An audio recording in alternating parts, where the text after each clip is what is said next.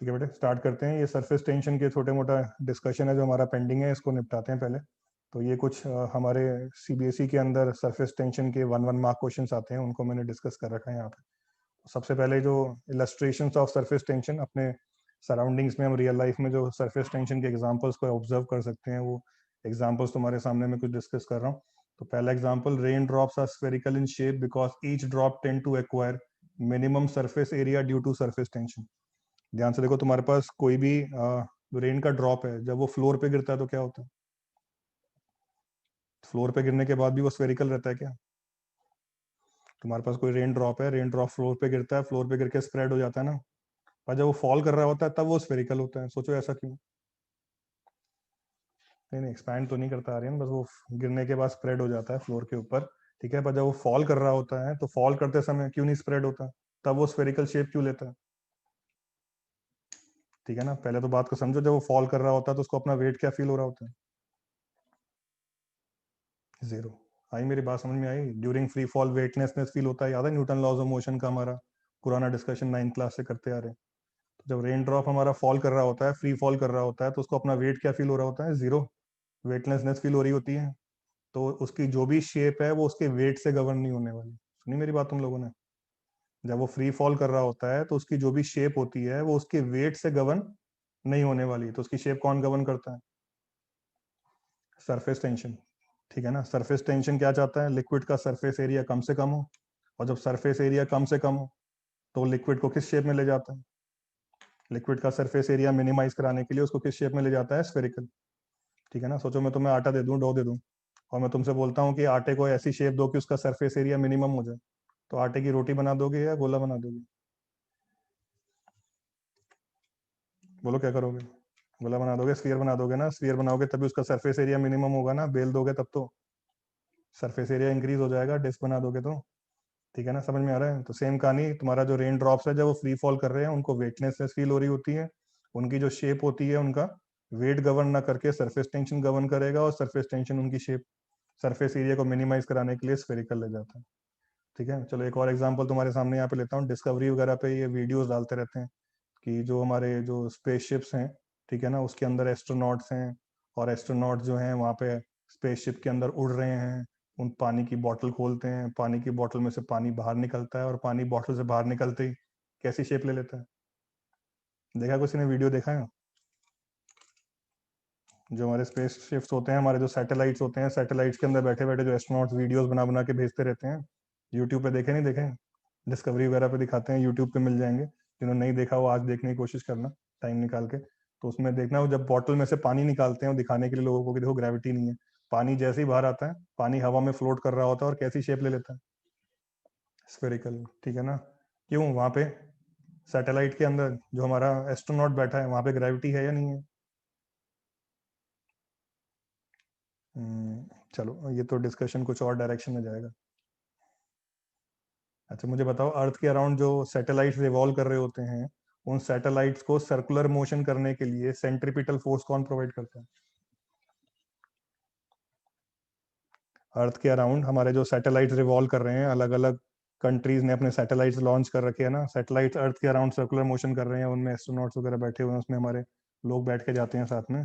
ठीक है ना, तो उन सैटेलाइट्स के अंदर जो अर्थ के अराउंड सैटेलाइट्स रिवॉल्व कर रहे हैं, उनको सैटेलाइट्स को रेवोल्यूशन कराने के लिए सेंट्रीपिटल फोर्स चाहिए, and that centripetal force is being provided by gravitation force of earth.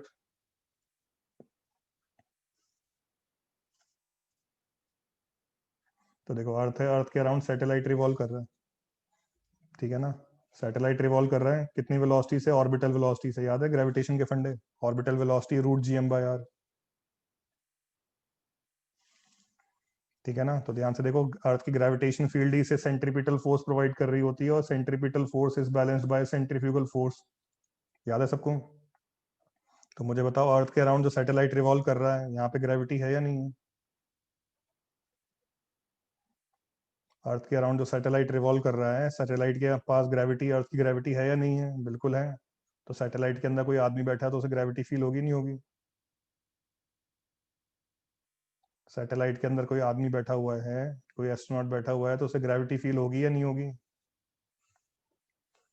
नहीं होती ना। क्यों नहीं होती? सोचो। हाँ तरंगित, बिल्कुल सही बोला बेटा, तो तरंगित ने बिल्कुल सही जवाब दिया, क्योंकि ये सैटेलाइट जब अर्थ के अराउंड रिवॉल्व कर रहा है तो ये फ्री फॉल कर रहा है। ध्यान से देखो, अर्थ इस पे ग्रेविटेशन फोर्स लगा रही है, ग्रेविटेशन फोर्स की वजह से, सेंट्रीपिटल फोर्स की वजह से इसमें क्या आएगा, सेंट्रीपिटल एक्सेलरेशन। ठीक है ना, वो तो हम लोग सैटेलाइट के अंदर जाके बैठ जाते हैं, अपने आप को रेस्ट पे मान लेते हैं, सो सेंट्रीपिटल एक्सेलरेशन को निगलेक्ट करके उल्टे डायरेक्शन में सेंट्रीफ्यूगल फोर्स लगा देते हैं। सेंट्रीफ्यूगल फोर्स सूडो फोर्स होती है, याद है सबको, याद है ना। तो यहाँ पे सेंट्रीफ्यूगल फोर्स जो लगती है वो सूडो फोर्स होती है, एक्चुअल में तो सेंट्रीपिटल फोर्स, उसकी वजह से सेंट्रीपिटल एक्सेलरेशन। तो चलो, अर्थ का मास कैपिटल एम, सैटेलाइट का मास स्मॉल एम मान लो, तो सेंट्रीपिटल फोर्स कितनी लग रही होगी, सेंट्रीपिटल फोर्स लग रही होगी G capital M small m by उनके बीच का सेपरेशन आर का स्क्वायर। और अब ध्यान दो, centripetal force by mass, centripetal acceleration की वैल्यू कितनी आएगी, G M by R square. और ध्यान दो, G M by R square कुछ और नहीं, एक्सेलरेशन ड्यू टू ग्रेविटी तो है, G M by R square जो सेंट्रीपिटल एक्सेलरेशन है वो कुछ और नहीं, एक्सेलरेशन ड्यू टू ग्रेविटी तो है। चला गया दिमाग। तो जो सैटेलाइट अर्थ के अराउंड रिवॉल्व कर रहा है उसका acceleration, acceleration due to gravity के बराबर है, फ्री फॉल कर रहा है एक्चुअली वो। और ड्यूरिंग फ्री फॉल सैटेलाइट के अंदर बैठे एस्ट्रोनॉट को वेट क्या फील होने वाला है, जीरो। ठीक है ना, समझ में आ रहा है क्यों वेटलेसनेस फील हो रही है, ठीक है ना, क्यों वेटलेसनेस फील हो रही है, सबको समझ में आ गया। ठीक है ना, तो ठीक है, वहां पे अगर सैटेलाइट के अंदर तुम लोग बैठ के बॉटल को ओपन कर दो, कोई आदमी वहां बॉटल को ओपन कर दे, बॉटल से पानी बाहर निकल गया, ठीक है, वो पानी भी बेसिकली क्या कर रहा है, फ्री फॉल। उसका शेप जो भी गवर्न होना है, किससे गवर्न होने वाला है, वेट से तो नहीं होगा, ठीक है, सरफेस टेंशन से होगा। और सरफेस टेंशन उसका शेप कैसा बना देगा, सरफेस एरिया मिनिमाइज कराने के लिए, स्फेरिकल। ठीक है ना, तो ध्यान से देखना है, जो सैटेलाइट्स अर्थ के अराउंड रिवॉल्व कर रहे होते हैं उनके सैटेलाइट्स के अंदर बैठे एस्ट्रोनॉट्स को वेट फील नहीं हो रहा होता, क्योंकि वो फ्री फॉल कर रहे होते हैं। ऐसा नहीं है वहां पे ग्रेविटी नहीं है, ग्रेविटी है। अगर ग्रेविटी नहीं होती तो सैटेलाइट अर्थ के अराउंड रेवोल्यूशन कैसे करता। चला दिमाग, चला सबका। ठीक है, सरफेस टेंशन ग्रेविटेशन दोनों की बातें मिक्स हो गई। खैर अभी ये spherical shape of rain drops while free fall क्यों होता है, ड्यू टू सरफेस टेंशन। ठीक है, पहला एग्जांपल क्लियर हो गया, अगले एग्जांपल पे आते हैं। When a greased iron needle, सुनो ध्यान से, लैंग्वेज सुनो, when a greased iron needle, iron needle है उस पर ग्रीस लगा दी, is placed gently on the surface of the water at rest so that it does not prick the water surface. तुमने यहाँ पे जाके, तुम्हारे पास कंटेनर है पानी से भरा हुआ है, निडल ली, ठीक है, निडल ली, निडल का क्रॉस सेक्शन दिखा रखा है, देखो यहाँ पे, निडल के ऊपर ग्रीस लगाई और उसको हमने यहाँ पे वाटर के सरफेस पे जाके बिल्कुल धीरे से रखा। ठीक है ना, थोड़ा सा भी वेलोसिटी से गिरेंगे तब तो ये सरफेस को प्रिक करते हुए अंदर डूब जाएगा। और ऑब्वियसली आयरन की डेंसिटी, आयरन का नेल है, आयरन की डेंसिटी ज्यादा होगी, वाटर की बाइंसी कम होगी, तुम्हारा नेल सिंक हो जाएगा। तो यहाँ पे हमें नेल को फ्लोट कराना है, निडल को फ्लोट कराना है, तो हम लोग इसको यहाँ पे कैसे रखने वाले हैं, सरफेस पे जाके जेंटली रखने वाले हैं, सरफेस जो लेयर है वो प्रिक नहीं होनी चाहिए। तो does not prick the water surface, the needle float on the surface of water despite it being heavier। ठीक है, ऑब्वियसली मेटल की निडल है, उसका वेट ज्यादा है और बाइंसी फोर्स लिक्विड की, वाटर की कम है, फिर भी ये फ्लोट करती है। तो किसकी वजह से फ्लोट करती है, तो ड्यू टू सरफेस टेंशन। देखो निडल का क्रॉस सेक्शन एरिया थोड़ा सा और बड़ा बना के दिखाता हूँ, निडल का क्रॉस सेक्शन एरिया दिखाई दे रहा है सबको। निडल रखने से पहले वाटर का सरफेस कैसा था, निडल रखने से पहले यहाँ पे सेंटर पे वाटर का सरफेस कैसा था, फ्लैट था। ठीक है ना, तो वाटर का सरफेस फ्लैट था, पर जैसे मैं यहाँ पे निडल रखूंगा क्या होगा, सरफेस यहाँ पे कर्व्ड हो जाएगा। ठीक है ना, कर्व्ड हो जाएगा इस तरीके से,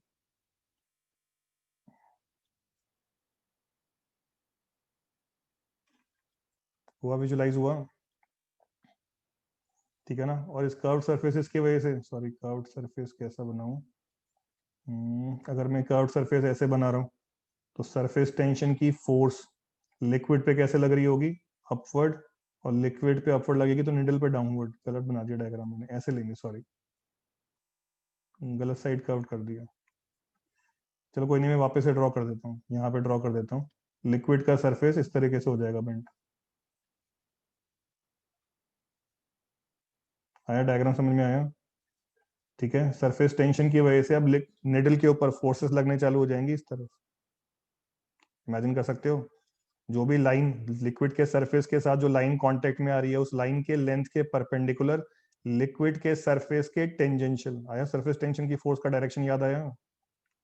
तो ध्यान से देखो, बायंसी तो ऊपर लगी रही थी, सरफेस टेंशन की वजह से भी अपवर्ड फोर्स आ जाएंगी, और बायंसी के साथ सरफेस टेंशन की फोर्सेस ऐड होके इसके वेट को बैलेंस कर देती है, निडल फ्लोट करती रहती है। बात समझो, buoyancy was not sufficient to balance the weight, क्योंकि तुम्हारी जो निडल है वो आयरन की है, उसकी डेंसिटी ज्यादा है। अगर खाली बायंसी फोर्स होती तब तो बायंसी वेट को बैलेंस नहीं कर पाती, निडल सिंक हो जाती। पर जब हमने इसको यहाँ पे जेंटली रखा, सरफेस को ऐसे यहाँ पे बेंड करवा दिया हम लोगों ने, सरफेस टेंशन की फोर्सेस कुछ एंगल पे लगनी चालू हो गई, और ये फोर्सेस बायंसी के साथ एड अप होके वेट को बैलेंस कर देती है। हैवी निडल भी वाटर के सरफेस पे फ्लोट होती रहती है। तो फिर से ध्यान से देखो, the weight of needle is balanced bye vertical component of the forces of surface tension. जो वेट है वो बायंसी से बैलेंस नहीं हो रहा, बायंसी तो बहुत कम है, जो मेजर कंट्रीब्यूशन यहाँ पे है वो सरफेस टेंशन के वर्टिकल कंपोनेंट्स का। क्लियर हो गया? समझ में आ गया? ठीक है, ये पहला वाला क्वेश्चन हमारे सीबीएसई में 1 मार्क क्वेश्चन, निडल फ्लोट करने वाला क्वेश्चन 2 मार्क क्वेश्चन। तो ये पैराग्राफ तुम्हारे सामने लिखा हुआ है, तुम लिख के आओगे स्कूल में, अपने 2 नंबर सिक्योर करोगे। और चलो इसके बाद अगला एक जो एग्जांपल आता है, the bits of camphor. Camphor किसको बोलते हैं? कैम्फर को हिंदी में क्या बोलते हैं, पता किसी को? कपूर, ठीक है ना, हिंदी में हम लोग घर में बोलते हैं ना, कपूर वगैरह यूज करते हैं पूजा वगैरह में वो, ठीक है ना। तो खैर हम लोग जो बाजार से कपूर लेके आते हैं वो तो बिल्कुल एकदम रेक्टेंगुलर पीसेस में कट होता है, ठीक है ना। पर एक्चुअल में जब हम लोग कपूर कहीं पे जहाँ पे वो ओरिजिन है, जहाँ पे भी बन रहा है, वहां से लेके आते हैं, तो ये आर्बिट्री शेप का होता है, ऐसे टेढ़े मेढ़े शेप का होता है, ठीक है ना। कपूर जो एकदम रॉ फॉर्म में लेके आओगे तो उनका कोई फिक्स कोई शेप नहीं होता है, आर्बिट्री शेप की बॉड के पीसेस होते हैं ये, ठीक है ना। तो वही उसकी बात कर रहे हैं, the bits of camphor are seen dancing on the surface of water. कोई बिट्स ऑफ कैम्फर ले लिया तुमने, कैम्फर का छोटा सा पीस ले लिया, कपूर का छोटा सा पीस ले लिया, और वाटर के सरफेस पे रख दिया, तो वो एक जगह से दूसरी जगह, दूसरी जगह से तीसरी जगह ऐसे जंप करता रहता है वाटर सरफेस पे। तो वो क्यों जंप करता है? तो ये क्यों जंप करता है? Since the shape of bits of camphor is irregular, unequal forces of surface tension act on them, ठीक है। जो उसके सरफेसेस होते हैं उस पर सरफेस टेंशन की वजह से फोर्सेस लगती हैं, और वो इरेगुलर शेप होने की वजह से यहाँ पे सरफेस टेंशन की फोर्स ऐसे लग गई, यहाँ पे सरफेस टेंशन की फोर्स ऐसे लग गई। तो ये भी जो भी सरफेस के ऊपर सरफेस टेंशन की वजह से आने वाली जो फोर्सेस होती हैं वो रेंडम डायरेक्शन में आती रहती हैं, और वो एक जगह से दूसरी जगह जंप करता रहता है। क्लियर हो गया? तो फिर से ये तुम्हारे स्कूल में आने वाला 1 मार्क क्वेश्चन कि बिट्स ऑफ कैम्फर वाटर के सरफेस पे डांस होते हुए दिखाई देते हैं, ठीक है। They are seen dancing on the surface of water, reason बताओ। तो क्या शेप बताना है? The shape of bits of camphor is irregular, उसकी वजह से क्या हुआ? Due to which unequal forces of surface tension act on them, और अनइक्वल फोर्सेस लग रही हैं, रिजल्टेड नॉन जीरो हो जाता है, जिसकी वजह से वो एक जगह से दूसरी जगह जंप करते हुए दिखाई देते हैं। क्लियर हो गया तीनों इलस्ट्रेशन?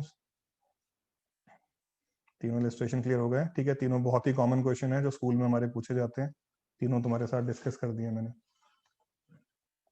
चलो, ये स्लाइड्स तो तुम्हें मैंने भेजी रखी हैं ग्रुप के ऊपर पहले ही, ठीक है। तो नहीं नोट कर पाए हो कुछ तो वहां से स्लाइड्स में से बाद में नोट करते रहना। चलो, नेक्स्ट जो हम डिस्कशन करने जा रहे हैं, excess of pressure on curved surface of liquid, ठीक है। तो ये डिस्कशन तुम्हारे साथ में पहले भी थोड़ा बहुत कर चुका हूँ कि जो हमारे कंपटीशन वाली क्लासेस होती हैं, कोई भी हमारे पास वाटर का सरफेस है, अगर वो कर्व्ड है, वाटर एयर इंटरफेस है, एक साइड पे एयर है, दूसरे साइड पे वाटर है, तो water air surface, water air interface अगर तुम्हारा कर्व्ड है, तो प्रेशर, ध्यान से देखो, तुम्हें सरफेस को देख के कॉमन सेंस से ही समझ में आना चाहिए, प्रेशर दोनों साइड इक्वल नहीं है। अगर दोनों साइड प्रेशर इक्वल होता, इस वाटर एयर इंटरफेस के दोनों साइड प्रेशर इक्वल होता, तो वाटर का सरफेस कैसा होता? फ्लैट होता, ठीक है ना। पर अभी यहाँ पे तुम देख रहे हो कर्व्ड है, तो ऑब्वियसली ऊपर वाले साइड और नीचे वाले साइड प्रेशर इक्वल नहीं होगा। तुम्हारे सामने जो मैंने डायग्राम बना रखा है, कौन सा साइड प्रेशर ज्यादा होगा, 1 वाले साइड या 2 वाले साइड? ठीक है, 2 वाले साइड, कॉनकेव साइड पे प्रेशर ज्यादा है, कॉन्वेक्स साइड पे प्रेशर कम। 2 वाले साइड पे प्रेशर ज्यादा है, तभी तुम देख रहे हो तुम्हारा जो लिक्विड का सरफेस जो फ्लैट होना चाहिए था वो ऊपर की तरफ बेंट हो गया। अगर ऊपर वाले साइड से प्रेशर P1 ज्यादा होता तो ये सरफेस डाउनवर्ड डायरेक्शन में बेंट हो जाता, ठीक है। तो P1 और P2, ऊपर से जो प्रेशर लग रहा है उसको मैं P1 बोल रहा हूँ, नीचे से जो प्रेशर लग रहा है उसको मैं P2 बोल रहा हूँ। अगर P1 और P2 बराबर होते तो सरफेस फ्लैट, अगर P1 ज्यादा है तो सरफेस नीचे की तरफ बेंट, और अगर P2 ज्यादा है तो सरफेस ऊपर की तरफ बेंट। तो कोई भी तुम्हारे पास लिक्विड का फ्री सरफेस है, उसका तुम शेप देख के बता सकते हो कि प्रेशर उसके कौन से साइड पे ज्यादा है। ठीक है ना, तो इस स्लाइड में बस वही डिस्कस कर रहे हैं। तो तुम्हारे सामने जो पहले हमारे सामने डायग्राम बना रखा है, इसमें सरफेस फ्लैट है। In the figure the resultant force acting normally to the liquid surface is zero. As a result no extra pressure is communicated on the inner side और outer side of the liquid surface. तुम देख रहे हो surface tension की वजह से जो surface पे को भी फोर्सेस आ रही होंगी, वो एक दूसरे को बैलेंस कर दे रही होंगी, हॉरिजॉन्टली बैलेंस कर दे रही होंगी। ठीक है, जिसकी वजह से यहाँ पे सरफेस टेंशन की वजह से कोई प्रेशर डिफरेंस क्रिएट नहीं होने वाला। लिक्विड का सरफेस जो है कैसा दिखाई दे रहा है, flat. The pressure on the liquid side is equal to pressure on the vapour side in this case. ऊपर वेपर साइड, नीचे लिक्विड साइड, दोनों साइड प्रेशर इक्वल है। The forces S comma S, ये लेफ्ट वाली force S और right वाली force S, due to surface along the tangent to the surface. Surface tension की force, अगर सरफेस पे कोई भी लाइन हम इमेजिन कर लें, तो लिक्विड के सरफेस के टेंजेंशियल और जो लाइन हमने इमेजिन करी हुई है उसके परपेंडिकुलर होती है। The horizontal component cancel each other where vertical component add up. ठीक है ना, ये उस केस में बात कर रहे हैं अगर सरफेस अगर हमारा कर्व्ड होता, अगर ये वाला जो सरफेस है हमारा, मैं यहाँ ड्रॉ करके दिखाता हूँ, अगर कर्व्ड होता तो सरफेस टेंशन की जो फोर्सेस होती, तुम देख रहे हो हॉरिजॉन्टल फोर्सेस बैलेंस आउट हो जाती और वर्टिकल फोर्सेस तुम्हारी ऐड अप हो जाती। ठीक है, इस वाले डायग्राम की बात नहीं हो रही है। ठीक है, वो डायग्राम बना होना चाहिए था, मैं बना के दिखा रहा हूँ। लिक्विड का अगर फ्री सरफेस तुम्हारा कर्व्ड है, तो तुम देख रहे हो कर्व्ड सरफेस के एंड पे सरफेस टेंशन की फोर्सेस कैसे लग रही होगी, लिक्विड के सरफेस के टेंजेंशियल। और लिक्विड के सरफेस के टेंजेंशियल सरफेस टेंशन की वजह से आने वाली फोर्सेस के हॉरिजॉन्टल कंपोनेंट तुम देख रहे हो बैलेंस हो गए और वर्टिकल कंपोनेंट ऐड अप हो जाएंगे। So in order that the curved surface of the liquid may be in equilibrium, there must be an excess pressure on the concave side. अभी तो मैं मेथड से पहले विजुलाइज भी करवा रहा था। एक्सेस प्रेशर कहाँ मिलने वाला है हमें, on concave side, over that of the convex side, so that the forces of excess pressure may balance the resultant forces due to surface tension. ठीक है ना, ऊपर से प्रेशर P1, नीचे से प्रेशर P2। तो तुम देख रहे हो बाहर से फोर्स लग रहा होगा P1D है, नीचे से फोर्स लग रहा होगा P2D है, और ऑब्वियसली P1DA के साथ तुम देख रहे हो सरफेस टेंशन की फोर्सेस के वर्टिकल कंपोनेंट ऐड अप हो रहे हैं। तो जब P1DA फोर्स के साथ सरफेस टेंशन के डाउनवर्ड कंपोनेंट बैलेंस हो रहे हैं, तो उनको बैलेंस करने के लिए P2DA की वैल्यू P1DA से ज्यादा होगी, P2 will be greater than P1। हुआ विजुलाइज, क्लियर हो गया? ठीक है, तो pressure difference across a liquid air spherical interface. ठीक है, इसका डेरिवेशन तुम लोगों को मैंने कंपटीशन वाली क्लासेस में ऑलरेडी कराया हुआ है फोर्स वाले मेथड से, पर वो फोर्स वाला मेथड में तुम्हें हिंट कर रहा था स्कूल में नहीं चलेगा। स्कूल में वही मेथड चलेगा जो स्कूल की बुक्स में दे रखा होता है, और स्कूल की बुक्स में क्या मेथड दिया होता है वो तुम्हारे साथ में डिस्कस करने जा रहा हूँ।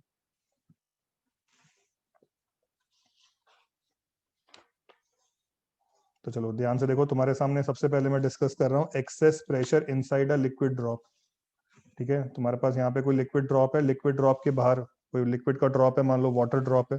वाटर ड्रॉप के बाहर क्या है, एयर। वाटर ड्रॉप के अंदर क्या है, लिक्विड ड्रॉप के अंदर क्या है, लिक्विड। ठीक है, तो बाहर एयर है, अंदर लिक्विड है। ठीक है, पहले तो उसकी शेप देख के मुझे बता दो कहाँ पे प्रेशर ज्यादा होगा।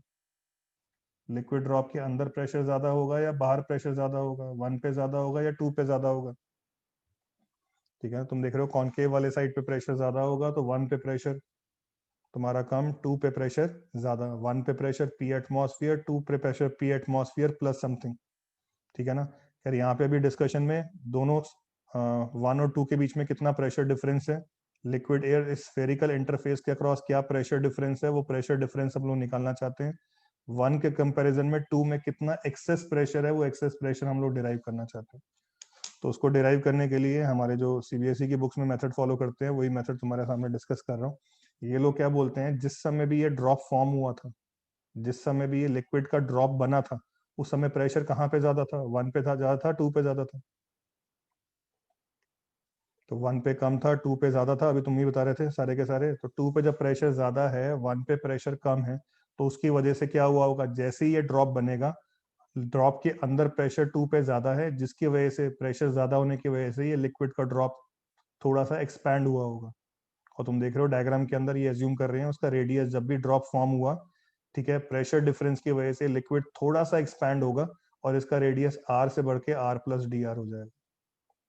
ठीक है ना, तो ध्यान से देखो, इसका रेडियस जब आर से बढ़ के आर प्लस डी आर हो गया, तो ध्यान दो अंदर जो लिक्विड का प्रेशर है वो कैसे फोर्स लगा रहा है, आउटवर्ड्स। ठीक है, तुम देख रहे हो ये सरफेस भी कैसे डिस्प्लेस हो रहा है, आउटवर्ड। ठीक है, बाहर जो लिक्विड का प्रेशर है वो कैसे फोर्स लगा रहा होगा, बाहर जो लिक्विड के बाहर जो एयर है उस एयर का प्रेशर कैसे है, इनवर्ड। ठीक है, डिस्प्लेसमेंट कैसे आ रहा है इस सरफेस में, आउटवर्ड। तो नोटिस करो अंदर वाले जो लिक्विड का प्रेशर है, अंदर वाले सरफेस में जो इनर वाला प्रेशर है वो ज्यादा है, बाहर जो एयर का प्रेशर है वो तुम्हारा कम है। इनर वाले प्रेशर की वजह से forces outward, displacement outward. Inner pressure की वजह से आने वाली फोर्सेस ने कैसा वर्क किया होगा, इनर प्रेशर की वजह से आने वाली, अंदर के प्रेशर जो कि अंदर वाले जो लिक्विड का प्रेशर है उसकी वजह से तुम देख रहे हो फोर्सेस आउटवर्ड लग रही है, डिस्प्लेसमेंट भी आउटवर्ड आ रहा है, कैसा वर्क हुआ होगा, पॉजिटिव। और बाहर वाला जो प्रेशर है, बाहर वाली एयर का जो प्रेशर है वो प्रेशर कैसा है, इनवर्ड्स है, उनकी वजह से फोर्सेस इनवर्ड, डिस्प्लेसमेंट सरफेस का आउटवर्ड। कैसा वर्क हुआ होगा इन आउट आउट वाले प्रेशर की फोर्सेस की वजह से, नेगेटिव। ठीक है ना, तो खैर इनर वाले प्रेशर की वजह से पॉजिटिव वर्क डन, आउटर वाले एयर के प्रेशर की वजह से negative work done, net work done.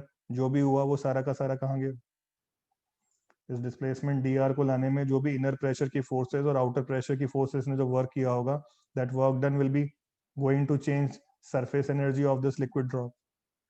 ठीक है ना, सरफेस एरिया चेंज हो रहा है, तुम देख रहे हो सरफेस एरिया पहले कम है, बाद में सरफेस एरिया ज्यादा है। तुम्हारा लिक्विड का ड्रॉप जब भी फॉर्म हुआ, अंदर प्रेशर ज्यादा होने की वजह से थोड़ा सा ये एक्सपैंड हुआ, एक्सपैंड होने से इसका सरफेस एरिया इंक्रीज हुआ। इसका सरफेस एरिया जब इंक्रीज हुआ तो इसकी सरफेस एनर्जी भी इंक्रीज हुई। वो सरफेस एनर्जी किसने इंक्रीज की, किसने वर्क किया, तो इनर प्रेशर आउटर प्रेशर के फोर्सेस के वर्क डन। चला दिमाग चलना चालू हुआ, थॉट प्रोसेस क्लियर हुआ इनका। ठीक है ना, ये क्या लगाने वाले हैं, work done by forces of inner pressure outer pressure is equal to change in surface energy. तो चलो ये जो कहानी है तुम लोगों को मैंने हिंट कर दी, जो ये लोग अप्लाई करने वाले हैं, फॉलो कर लेते हैं इनके डिस्कशन को। तो consider a liquid drop of radius capital R. School में सबसे पहले कोई भी डेरिवेशन करोगे, कहानियां लिखोगे, डेरिवेशन बिना कहानियों के स्टार्ट किए टीचर वैसे ही जीरो पकड़ा देगा कि हमें तो समझ में नहीं आया तुम क्या बता रहे हो। ठीक है ना, तो स्कूल में सारी कहानियां डिटेल में समझानी है। तो पहले वही लेट करते हैं, consider a liquid drop of radius R, S is surface tension of liquid drop, P naught is atmospheric pressure. बाहर जो प्रेशर है पी नॉट, पी आउट को हम पी नॉट एटमॉस्फेरिक प्रेशर है, और लिक्विड ड्रॉप के अंदर जो लिक्विड का प्रेशर है पी आई लिख रहे हैं, पी इनसाइड। ठीक है, total pressure inside the liquid drop. और अभी हम लोगों ने डिस्कस किया इनसाइड प्रेशर ज्यादा होगा, आउटसाइड प्रेशर कम होगा। तो excess pressure inside the drop is P inside minus P outside. वही एक्सप्रेशन हम लोग प्रेशर डिफरेंस का यहाँ पे डिराइव करना चाह रहे हैं। तो उस pressure difference P inside minus P outside को हमने स्मॉल पी से रिप्रेजेंट कर दिया। कह अभी due to excess of pressure let there be increase in radius of the drop by a small quantity delta R. तो पहले रेडियस कितना था, आर, आर से बढ़ के कितना हो गया, R plus delta R. Work done by excess pressure will be equal to, जो तुम्हारा प्रेशर डिफरेंस आ रहा है उस प्रेशर डिफरेंस की वजह से आने वाला वर्क डन निकाल रहे हैं, प्रेशर डिफरेंस की वजह से लगने वाले फोर्स का वर्क डन निकाल रहे हैं। तो work done is going to be force into displacement. ठीक है ना, फोर्स क्या हो जाएगी, एक्सेस प्रेशर इनटू एरिया। देख रहे हो क्या लिख रहे हैं ये लोग, excess pressure into area, that is अंदर वाले प्रेशर को पी इंट्रिंसिक, बाहर वाले प्रेशर को पी आउट इनटू एरिया। ठीक है ना, नेट फोर्स निकाल ली ना। यहाँ पे अगर मैं लिक्विड के ड्रॉप के सरफेस पे छोटा सा एलिमेंट ले लूं, इस छोटे से एलिमेंट पे आउटवर्ड फोर्स कितनी लग रही होगी, P in into D A. बाहर से फोर्स कितनी लग रही होगी, P out into D A. Net force कितनी लग रही होगी, P in minus P out into D A. और फिर हमने इसको डिस्प्लेस कितना कर दिया, delta R. Pressure difference into area, element पे लगने वाला फोर्स इंटू एलिमेंट का डिस्प्लेसमेंट। एलिमेंट पे होने वाला वर्क डन कैसे लिखा समझ में आ रहा है। तो इसी pressure difference across the liquid surface को ये स्मॉल पी से रिप्रेजेंट कर रहे हैं। सारे D A D A D A D A area add करोगे तो टोटल एरिया कितना आ जाएगा तुम्हारे ड्रॉप का, 4 पाई r स्क्वायर। और फिर उसका डिस्प्लेसमेंट कितना है, डेल्टा आर। कैसे लिखा वर्क डन, समझ में आया सबको एक्सप्रेशन, वर्क डन का एक्सप्रेशन फॉलो कर लिया सब लोगों ने। और ये जो भी वर्क डन हुआ, ये वर्क डन गया कहाँ, लिक्विड ड्रॉप के ऊपर एक्सेस प्रेशर की वजह से, प्रेशर डिफरेंस की वजह से जो भी वर्क डन हुआ, that work done will be utilised increasing the surface energy of the drop. तो सरफेस एनर्जी में इंक्रीमेंट निकालने के लिए पहले हम निकाल रहे हैं increase in surface area of the drop. तो नोटिस करो सरफेस एरिया में change will be equal to increase in surface area will be equal to final surface area minus initial surface area. Final surface area 4 pi r plus D R का square initial surface area 4 pi R square. ध्यान से देखो 4 pi R plus D R का square क्या बन जाएगा, R square plus delta R का square plus 2r delta R, ठीक है, minus 4 pi R square. 4 pi R square से 4 पाई आर स्क्वायर टर्म निकले, कैंसिल हो गया। आर डेल्टा आर के सामने डेल्टा आर का square, delta R very small, तो डेल्टा आर का स्क्वायर इवन मोर स्मॉलर, ठीक है, इवन फर्दर स्मॉलर। इसको हम क्या कर देंगे, निगलेक्ट, तो neglecting delta R square as it is very very small, हमारे पास क्या रह गया, 4 pi into 2r delta R, 8 pi R delta R. Calculation follow करी। और अब ध्यान से देखो, change in surface area into surface tension, increase in surface area into surface tension, increase in surface energy आ गया, इंक्रीज इन सरफेस एनर्जी आ गया, ठीक है। और अब ध्यान दो, थोड़ी देर पहले ही जो हम लोगों ने डिस्कस किया था, work done by excess pressure, work done by pressure difference across the liquid air interface is equal to change in surface energy, बस उसी को हम यूज कर रहे हैं। तो वर्क डन हमने कितना निकाला था, देखो मैं वापस पीछे ले जा रहा हूँ, वर्क डन हमने कितना निकाला था, प्रेशर डिफरेंस को हमने लिख दिया था small P into area 4 pi R square into delta R. ये वर्क डन किया था और वर्क डन कहाँ चला गया, to increase the surface energy. Surface energy में इंक्रीमेंट कितना आया, S into 8 pi R delta R. Notice करो, डेल्टा आर से डेल्टा आर कैंसिल हो गया, 4 पाई से 4 पाई कैंसिल हो गया। अपने पास प्रेशर डिफरेंस का एक्सप्रेशन क्या आ गया, 2s बाय आर हुआ।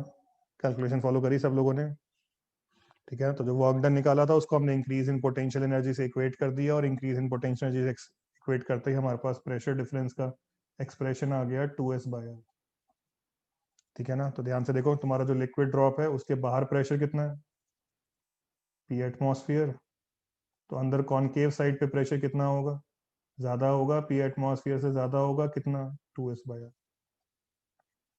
क्लियर हो गया, डेरिवेशन समझ में आ गया सबको, क्लियर हो गया।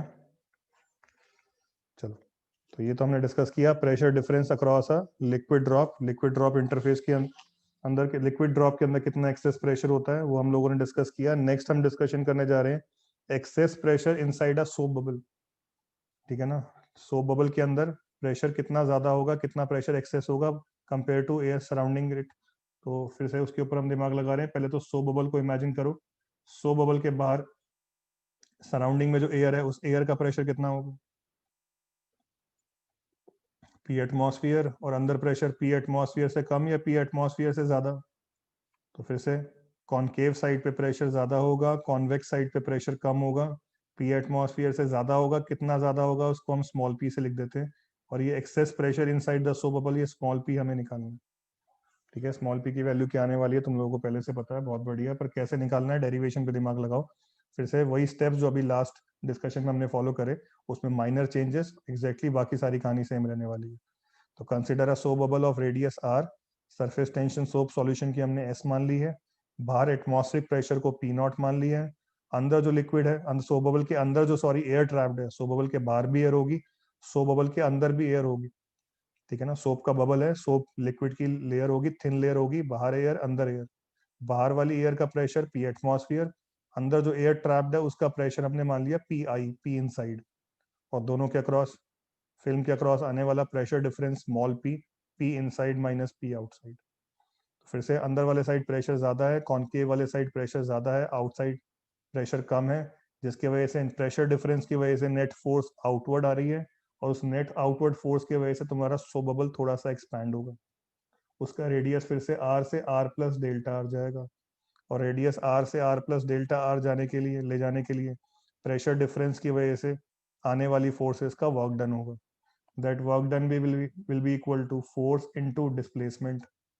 तो चलो पहले तो एक्सेस प्रेशर, दोनों जो तुम्हारे आउटर और इनर एयर है उनके बीच में जो प्रेशर डिफरेंस है, उस प्रेशर डिफरेंस को, एक्सेस प्रेशर को हमने स्मॉल पी से रिप्रेजेंट कर रखा है। Pressure difference into area, force आ गया, ठीक है। इनर सरफेस और आउटर सरफेस के बीच में जो प्रेशर की वजह से आने वाली फोर्सेस हैं उनका डिफरेंस आ गया P into 4 pi R square, और P into 4πr² into displacement dr delta r work done का एक्सप्रेशन तो एग्जैक्टली वही लिक्विड ड्रॉप वाला सेम, ठीक है ना, pressure difference into area, force into displacement, work done, ठीक है। पर अब ये वर्क डन क्या करेगा, सरफेस एनर्जी को चेंज करेगा, और दिमाग लगाओ सरफेस एनर्जी में थोड़ा सा वेरिएशन आएगा। ध्यान से देखो, डिस्कस कर रहे हैं सो बबल के सरफेस एरिया में चेंज, तो increase in surface area of the bubble निकालते समय नोटिस करो सो बबल के कितने फ्री सरफेस हैं, सो बबल के अंदर लिक्विड के कितने फ्री सरफेस हैं, दो, एक बाहर वाली एयर के साथ कांटेक्ट में, एक अंदर वाली एयर के साथ कांटेक्ट में। तो सो बबल में इमेजिन करो यहाँ पे थिन फिल्म है, लिक्विड की थिन फिल्म है, इस लिक्विड की थिन फिल्म के बाहर भी एयर, इसके अंदर भी एयर। तो इस लिक्विड की थिन फिल्म में कितने फ्री सरफेस हैं, दो, एक बाहर वाली एयर के साथ कांटेक्ट में, एक अंदर वाली एयर के साथ कांटेक्ट में। तो सरफेस एरिया, फ्री सरफेस का एरिया शुरू में 8πr² और बाद में 8πr प्लस डेल्टा आर का स्क्वायर, फॉलो कर पाए, शुरू में 4πr², 4πr², 8πr², और जब रेडियस r से बढ़ के r प्लस डेल्टा आर हो जाएगा तो 4πr प्लस डेल्टा आर का square, 4πr plus delta R का स्क्वायर, तो 8πr प्लस डेल्टा आर का स्क्वायर। जो अभी लास्ट हम लोगों ने डिस्कशन किया एग्जैक्टली सेम है, बस वहां पे 4πr plus delta R square minus 4πr² था, यहाँ पे 4 की जगह 8 आ गया है, ठीक है ना। दो सरफेस होने की वजह से चेंज इन सरफेस एरिया जो पिछले डिस्कशन में हमने निकाला था उसका 2 टाइम्स आने वाला, समझ में आया 2 का फैक्टर। और ध्यान से देखो फिर से वही सेम सिमिलर कैलकुलेशन करके हमारे पास चेंज इन सरफेस एरिया आ गया 16πr डेल्टा आर, ठीक है। तो चलो अब ध्यान से देखो, change in surface area into surface tension, increase in potential energy, increase in surface energy आ गया, और ये इंक्रीज इन सरफेस एनर्जी को हम वर्क डन से इक्वेट करेंगे, जो वर्क डन हमने निकाला था pressure difference into area, force into displacement delta R, work done bye forces due to pressure difference will be equal to change in surface energy, equate कर देंगे, delta R से delta R cancel हो जाएगा, solve करने पे pressure difference excess pressure की value कितनी आ जाएगी, एक्सेस प्रेशर की वैल्यू कितनी आ जाएगी सॉल्व करने पे हमारे पास 4s/r।